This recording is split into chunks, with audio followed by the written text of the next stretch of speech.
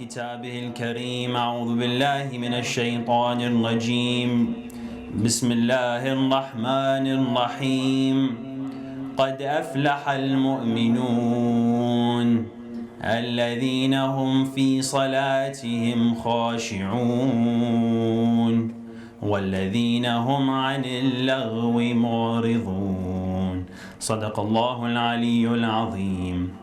Let us illuminate the majlis with a loud salawat ala Muhammad wa ali Muhammad. Allahumma salli ala Muhammad wa ali Muhammad. Bismillah ar-Rahman ar-Rahim. Dear brothers and sisters, Assalamu alaikum wa rahmatullahi wa barakatuh. Wa alaykum assalam wa rahmatullahi wa barakatuh. I'd firstly like to begin by sending my condolences to Sahib al-Asr wa zaman, Ajalallahu ta'ala farajahu sharif, and to you all on the martyrdom of our fourth Imam, Imam Zain al-Abideen, alayhi afdalu salati wa salam. Imam Zain al-Abideen is a character who we often tend to overlook. He is an Imam who we don't recognize as much compared to the rest of our Imams. One of the reasons this might be is because he doesn't get recognition due to his sacrifice on the day of Ashura. We don't quite understand his sacrifice. We don't quite recognize his sacrifice. As we all know, he was ill on the day of Ashura, and he was not a part of the martyrs on that day. And he was a part of the camp of Imam Hussein alayhi salam after the day of Ashura, and as they were taken captives with the women and the children. So it is essential that we recognize the sacrifice of Imam Zain al-Abideen and how he completed the message of Ashura and the message of the battle of Karbala alongside his aunt Sayyidah Zainab. This lecture aims to discover some lessons from the life of Imam Zain al-Abideen alayhi salam, as Imam Zain al-Abideen has left us with pearls of knowledge and wisdom for us to learn from. As we all know, Zain al-Abideen is the adornment of worshippers, and the goal is to learn as much as we can how to become the best of worshippers ourselves. Inshallah, I will do so by covering three things from the life of Imam Zain al-Abideen. Firstly, I will cover his sermon in the palace of Yazid. Secondly, a prominent hadith of Imam Zain al-Abideen. And lastly, one of the most powerful du'as we have today. Inshallah, before I begin, I'd like to make sure I am clear that I am firstly reminding myself first, and then I'm reminding you all. And inshallah, I am just a student of this community and a servant of Imam Zain al-Abideen alayhi salam. And so let's begin with a loud salawat ala Muhammad wa ali Muhammad. Allahumma salli ala Muhammad wa ali Muhammad. The Imam in his khutbah in the palace of Yazid left everyone in awe of his character. The khutbah that he did, the sermon, was in the palace in front of a large crowd, and you could imagine everyone watching him as he was giving a sermon. So Yazid, before Imam Zain al-Abideen began his speech, he did everything he could to stop him from beginning. He did everything he could to stop him from speaking. The things he said were unbelievable. He was saying, I know for a fact that if this person goes up and begins to speak, he will not come down from the minbar until he exposes me and my entire ancestry. He knew what Imam Zain al-Abideen alayhi salam was capable of. And he knew who Imam Zain al-Abideen was. He knew which family he came from. He even said, this man comes from a family who has absorbed every ounce of knowledge there is on this earth. So he really knew what was going to happen if Imam Zain al-Abideen began to speak. So imagine the scene. Since the day of Ashura, the camp of Imam Hussein was paraded with the women and the children, all chained up in shackles. And now here they are in the palace of Yazid, in front of a large crowd. And Imam Zain al-Abideen is still chained up, and he's beginning to give his sermon. And he begins by saying, we have been given 6 and honored with 7. أعطينا العلم والحلم والسماحة والفصاحة والشجاعة والمحبة في قلوب المؤمنين. We have been given 6, knowledge. And he starts off with exactly what Yazid was saying and what he was predicting that Imam Zain would say. Knowledge, the most important thing that we should all have. And Yazid knew that this is the Ahlul Bayt are the family that possess the utmost knowledge. And so this is how the Imam begins to identify himself. He says knowledge, and then he goes on to say, forbearance, forgiveness, eloquence, courage, and love in the hearts of the people. So this is how Imam Zayn al-Abidin began to identify himself to the people. And it needed no more than this, because it was agreed upon. Everyone understood Imam Zayn al-Abidin and who the family and which family he came from. And it was the family of the Ahlul Bayt that possessed these attributes to the utmost capacity. So the lesson here is that these are the type of attributes we should aim to identify ourselves by. This is the type of attributes we should carry ourselves by. The Imam does later on go and say, we have been honored with 7, and he mentions his lineage. He mentions Rasulullah and Imam Ali and Amir al-Mu'mineen and so on and so forth. But the lesson here is that the fact that the attributes preceded his lineage is a reminder to us that it's our character that we should carry the most and we should work on the most to identify ourselves by. And that's how we should be recognized as the person of character, a person of morals, and someone who has something to show from his actions and his ethics from around people and what people see from him and her, rather than just your lineage. So now the question that we could ask is, why did Imam Zayn al-Abidin begin by saying, I'm the best worshipper, for example. He's Imam Zayn al-Abidin. He could have said, I am one of the best worshippers. As we all know, Imam Zayn al-Abidin, when he would stand to pray, the color of his face would change. So it was known that everyone knew this was the best of worshippers. Why didn't he say, for example, I am the best of prostrators? Sayyid As-Sajideen, I'm the master of prostrators. He could have said, I am the person who spends the longest time in sujood. And so the reason why he didn't use these as identifying factors is because it's these attributes that he said that raise one standard above the rest. This is what turns a Muslim into a true spiritual believer. The character that you carry yourself with. And so an example of why this is more important is because we had, back in the time of Imam Zayn al-Abidin and the rest of the Imam, there were tyrants who claimed to be Muslims. There were tyrants who said that they were Muslims, they acted like Muslims. Now in the instance of Yazid, it doesn't fall in this category because he was a public sinner, he was a fasiq, he was one of the most disgusting tyrants we have in the history. But the tyrants before him and after him, they claimed to be Muslim. They prayed, they fasted in front of the eyes of the people. They were seen as Muslims. And so, in reality, they were attacking the family of the Ahlul Bayt. They were fighting against the family of the Ahlul Bayt, and they were the enemies of Allah. They let their power and their desires get to them and get the best of them. And so this proves that it's the character that puts you above the rest of the Muslims. And we should strive to work on our character firstly.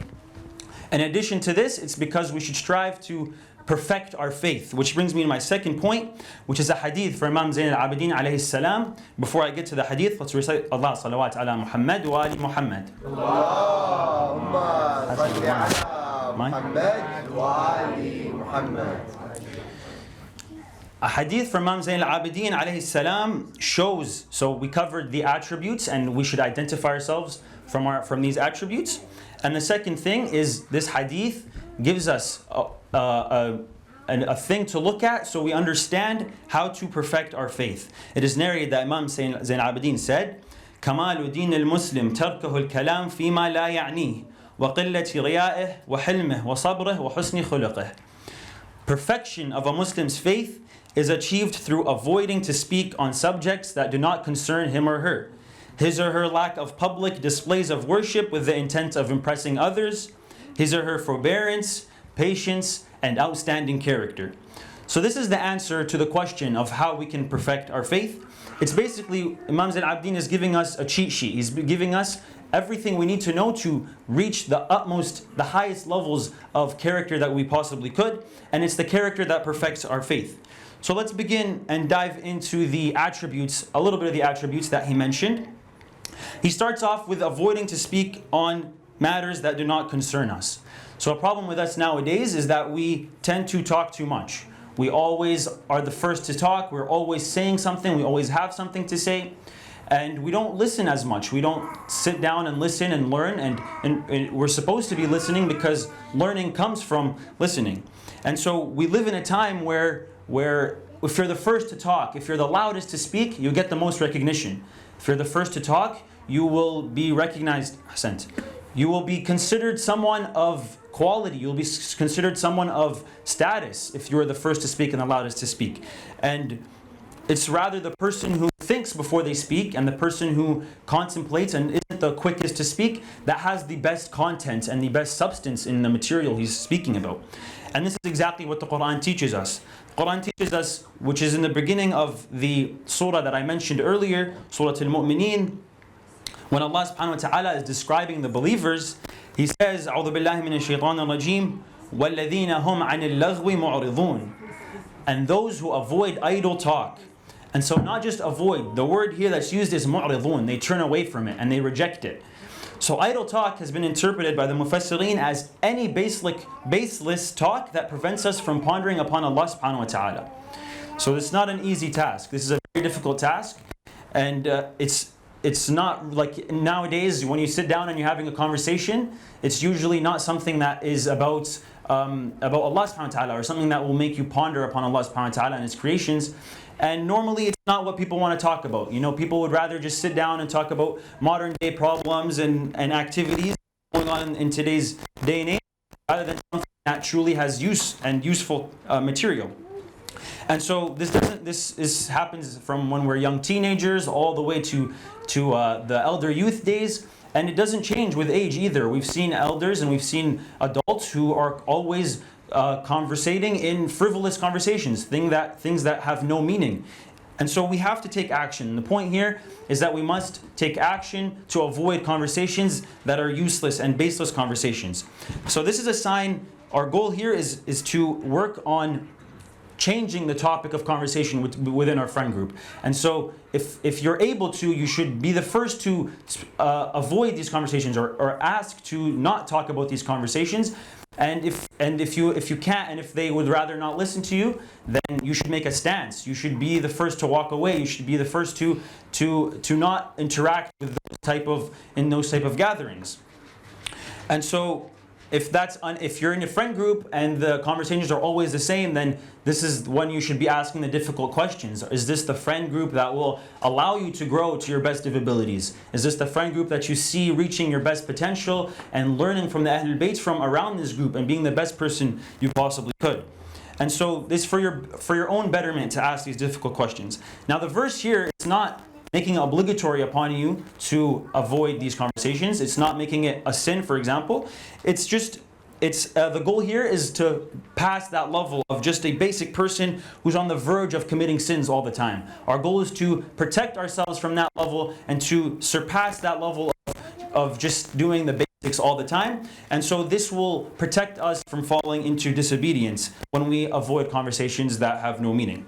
صلوا على محمد وآل محمد. اللهم صل على محمد وآل محمد. So that's the first thing, speaking on matters that do not concern us. The second is having a lack of displays of worship to satisfy others. So the first thing that was mentioned in the hadith of the Imam, to perfect our faith, is to avoid conversations that don't concern us. The second is someone with a lack of riya, someone who does not act in public to satisfy other people and to make other people proud of this person's action. It's narrated in a hadith by Imam As-Sajad alayhi salam that on the day of judgment a man will come who has prayed, he's prayed his salahs, and another man who will come, he's donated, he's given charity and he's given from his wealth.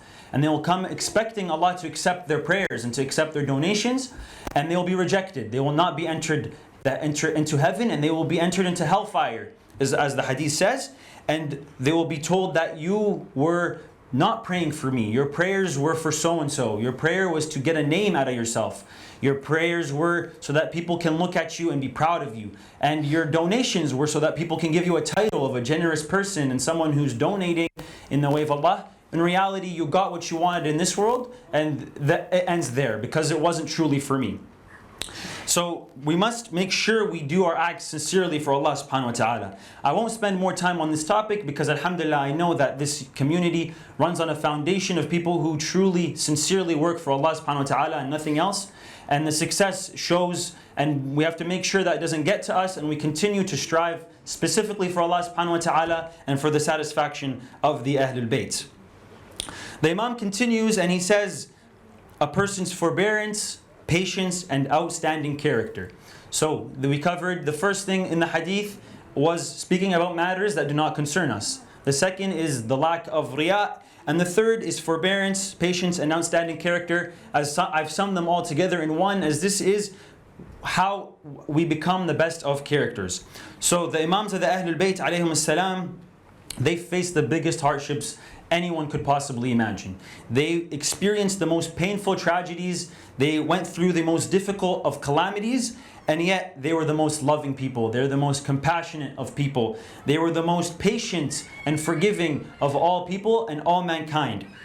They never let their hardships reflect how they would communicate and how they would act with their fellow community members. So we must strive to perfect our character no matter what we are going through. There's a hadith by Imam Zayn al-Abidin alayhi salam that speaks about a specific topic, and that's forgiveness. And we should be very forgiving. The Imam says, أعوذ بالله من الشيطان الرجيم. He says, إن شتمك رجل عن يمينك ثم تحول إلى يسارك فاعتذر إليك فأقبل منه. So it's narrated that the Imam said, if a person curses you or uses foul language in your right ear and then turns and apologizes to you in your left, you should apologize to this person. You should forgive this person, sorry. You should accept the apology. So imagine the courage and the character it takes for someone to accept an apology as soon as they have been cursed and they have been disrespected. And the Imam right here is saying immediately, like right away, from one ear to the other. Normally, we'd lose it. Normally, we would not accept the apology. The least we would need is a night to sleep on it, to think about it, and so that the emotional load would get off our chest. That way we will accept the apology and let it go. But we wouldn't immediately accept it right away. And so the Imam is saying, even if that person in the same moment has a change of heart and changes their mind and apologizes right away, then forgive them. And it's also not clarifying if it's a sincere apology. If it's immediate, it could possibly be an insincere apology. And so even if it's an insincere apology, we should try to accept the apology and to let it go. And it's for our own sake to accept. It's for our own sake to accept the apology and to let it go. And it'll make it ease of mind for ourselves. The best of examples of why we should always forgive and accept apologies is because we ourselves have made mistakes in our life. We ourselves are eventually going to come, will come a day where we will need God's forgiveness, and we will be in a position where we will be asking God for forgiveness. And so if we turn away the creation of God, how do we expect God to forgive us for our mistakes? صلوا على محمد وآل محمد. اللهم صل على محمد وآل محمد. We are truly insignificant in comparison to Allah subhanahu wa ta'ala. And this brings me to the last point, which is the dua from our Imam, which is dua Abi Hamza Thimali. So the last place we can derive the lessons is from this beautiful dua. We have been truly gifted with one of the most beautiful du'as in the history of our du'as, and it's an entire treasure of its own. We could learn so much from this dua. There's so much that we could derive from this dua, and giving it just a portion of a lecture does not do this dua justice.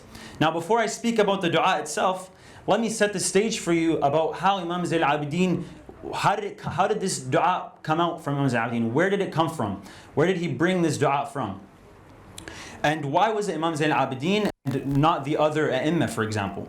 So the circumstances of Imam Zayn al-Abidin that brought out such beautiful du'as, such as du'a Abi Hamza Thimali and the du'as in the Sahif As-Sajadiyah, is firstly, it's narrated after the tragedy of Ashura, Imam As-Sajad was under surveillance by the tyrants, by the tyrants of the time. He was under 24/7 surveillance, and people were always watching him and eyeing his every move.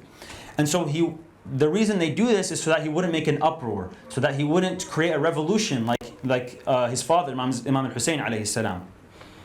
And so due to this political situation, Imam Zayn al-Abidin was still the Imam, he's still the Imam at the time, and he still has to act upon the roles of the Imam of the time. And so what did he do? He used du'as as his form of preaching the message of Islam. So he did it discreetly. He made it a way that people would not recognize that he's preaching and he's acting his role as the Imam. And so the reason why du'as was accepted was because, for example, if you were to give public sermons, they would be like, this is an attempt, this is a conspiracy to try to bring down the tyrant of the time, and he's trying to gain a population and gain a following so that they could eventually start a revolution. But if he was just praying and doing his dua to himself and to Allah, they couldn't justify that as an act of revolution and an act of an attempt to take down the political leadership. So that was the first thing. The second thing is the Imam was also immensely affected by the tragedy of Ashura. As we all know, we've heard that the Imam did not pass a day where he did not weep upon the family upon Imam Hussein alayhi salam and the tragedy he witnessed. For 40 years after the day of Ashura, he was seen crying. And so his form of tears and crying and dua was a remedy for himself to heal from what he witnessed on the day of Ashura. So it was the du'as and his tears and an opportunity for him to create such a beautiful dua. Now the dua is truly a life-changing dua. If you allow it to change your life, if you allow it to take you, it will allow whatever you felt was significant and whatever problem that you thought you had will seem insignificant, and the value will decrease much less. It'll give you a bigger perspective in your life. And so he speaks to his Lord in the dua, and he's saying, Sayyidi ana as-saghir alladhi rabbaytah wa ana al-jahil alladhi 'allamtah. I am the young one who you have raised. I am the child and the ignorant one who you have taught. وَالْجَائِعُ الَّذِي أَشْبَعْتَهُ وَالْعَطْشَانُ الَّذِي أَرْوَيْتَهُ. I am the hungry one who you have fed, and I am the thirsty one who you have quenched. So this all reminds us these are all gifts from Allah subhanahu wa ta'ala. We've done nothing to reach what we are. It's all from Him. He's given us the most basic necessities of life, and He's provided it for us. And then in return, we return with mistakes and with sins. And he says, Imam Dhialdeen says, أنا يا رب الذي لم أستحيك في الخلاء ولم أراقبك في الملاء أنا صاحب الدواه العظمى. He's like, I am the one who's not embarrassed of you in private. I am the one who doesn't observe myself in public, and I am the one who has committed such atrocious acts, and so on and so forth. So now picture the Imam who's a ma'soom. The Imam has not committed a sin in his life to be sitting here and to be repenting from. He hasn't made a sin. He's a ma'soom. There's no need for him to be doing any of this. Yet he's sitting there. Imagine him every night in the days of Ramadan. In the nights of Ramadan, he is seen reciting this dua, and he's crying, he's weeping. The narrations say he would be weeping and sobbing, not just normal cries. He would be crying heavy tears. And so now let us attempt to cry for the Imam on this day, as it was nights like these where the Imam and the rest of the women and children were chained up and being paraded into the palaces, one after the other, city after city, and thousands of kilometers of traveling. Sallu ala Muhammad wa ali Muhammad.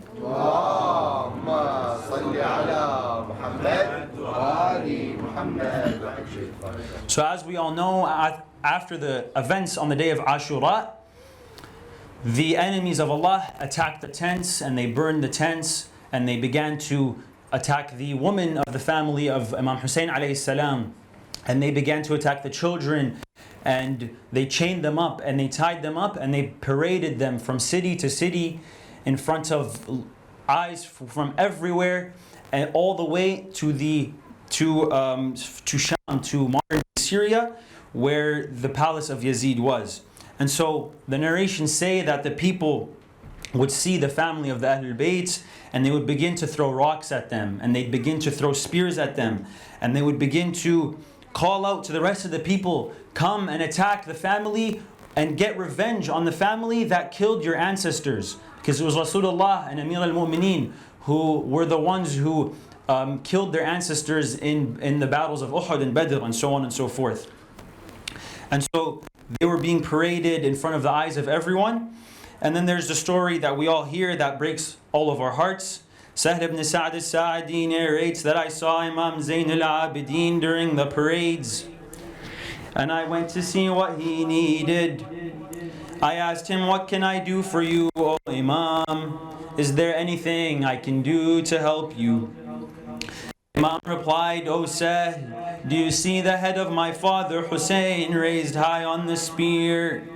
Please go pay that person holding the head of my father Hussein anything, whatever he asks for, so he can bring down the head of my father Hussein. Sahel replied, why, O my Imam? What is it about the head of your father on the spear that you want me to bring it down? The Imam said, O Sahel, because the head of my father Hussein is attracting attention. It is capturing the eyes of the people, and when they look at the head, then they begin to look at the woman of the Ahlul Bayt. They begin to look at my aunt Sayyida Zainab. They begin to look at my sisters and my daughters. Imagine Imam Zayn al-Abidin, he's in a position where he can't do anything to stop strangers from eyeing his woman and his children and his sisters and his aunt Sayyida Zainab. Sa'ad Allah qalbaka ya Imam. Sahl ibn Sa'd al-Sa'di says, I went and came back and I said, is there anything else I can do? The Imam said, oh Sahl, please bring me a cloth. Sahl said, I went and brought a cloth back to the Imam. I asked the Imam, what do you need with this cloth? Imam Zayn al-Abidin responded by lifting up his head, and he pointed in between the head and the chains, and he said, place the cloth between my neck and the chains, because since the day of Ashura, these chains have been cutting through me, and they have been suffocating me every single day. Now let us take our hearts to Medina in the Imam's last moments of his life. Abu Hamid al-Thimali comes to the Imam and asks him, oh Imam, when will you stop crying? When will the days of mourning end for you? You are in your last breaths. You are going to return to your father Hussein. You are going to return to your Lord. Why are you still crying? When will these tears come to an end? He asked him, هل القتل عادة وكرامتكم من الله الشهادة. The Imam replied, oh Abu Hamza, how can I not cry when every time I look at the woman and the children of the Ahlul Bayt, I remember the tragedy that befell them on the day of Ashura. I remember as they were running from tent to tent. I remember as they were being whipped and slapped. I remember as they were being chased down by the men, and the men were calling out, go burn the tents of the enemies. لا حول ولا قوة إلا بالله. وسيعلم الذي إنا لله وإنا إليه راجعون.